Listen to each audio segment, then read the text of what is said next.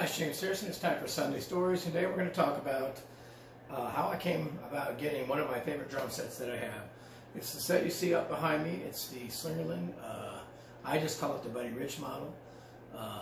It is a 24-inch bass drum with a 13-inch mounted tom, rack tom, whatever you want to call it, two 16-inch floor toms, and a matching 5 1/4-inch snare. It might be a 5. I never measured it. Years ago, back in, this would have been probably 89 or 90, when I was in the band Redstone, and we had become a country band, and we were a house band at a place called Shorty's in Boise, Idaho. And my path to and from Shorty's, and I may have told this story at one point or another in one of my other things, to go to the club at night took me past a music store called Dorsey Music. This is the old Dorsey Music before it burned and was built again and everything. And I was driving by there on my way to work. I just would always kind of glance over and see what was in the window, and I could see this white marine pearl kit kind of stacked up, and it wasn't right in the front window, but I could see it through there. And I thought, oh, I have to check that out on the way home. So after playing the gig and whatnot, I decided to stop at Dorsey's on the way home, and I pulled into the parking lot and got out and looked through the window, and I could see this kit. It was pretty dirty, but I could tell it was the Buddy Rich kit, you know, the Slingerland model, and I could tell it was like pretty rusted up, a lot of duct tape all over it and stuff like that. But anyway, needless to say, I went to Dorsey's the next day that it was open, and walked in there. The guy working at the time was a guy named Steve Filer, drummer himself, and I inquired about the kit, and I can't remember if it was on consignment or if they had taken it in, but needless to say, I bought the kit, and I actually bought the kit for like 200 bucks.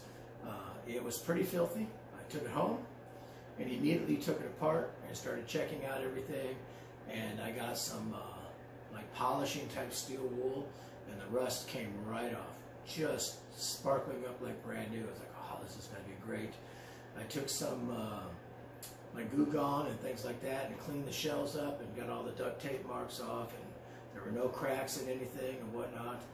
I don't know the exact year of the kit, but I do know that the badge is the silver and black Niles badge, which I believe the transition of that badge was 68 or 69 into the 70s, and I don't really care.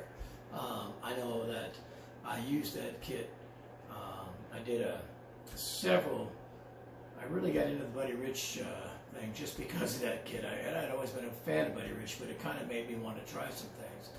So I was playing in a jazz big band after Redstone, and I used that kit behind me to perform with that band. We did a lot of Buddy Rich things, and I was featured quite a bit.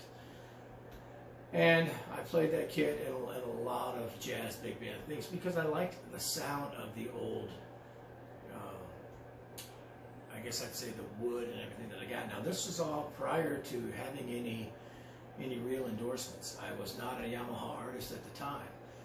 It was through some of that I was able to get the visibility and whatnot to become a Yamaha artist. And I did several recordings with it and whatnot, and there are some videos on my YouTube channel. There's one called Tribute to Buddy where I took that kit down to Elko High School, and they have a big jazz night they do there, and I used it to perform a Buddy Rich tune called Dancing Men. And I performed at that thing a couple of times, but I think I only took that kit once, because I believe the next time I took a Yamaha kit. So anyway, that kit has been a treasure to me, and it's in this particular room in the house has snare drum racks all over it, and I did a video about that the other day.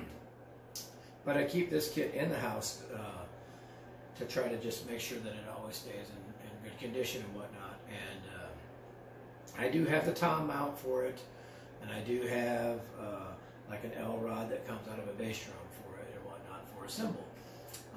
Most of the time I didn't use that mount. I used it for a splash like Buddy Rich did, but I used a regular cymbal stand coming in for everything else. So anyway, it's a treasure to me. It's something I love.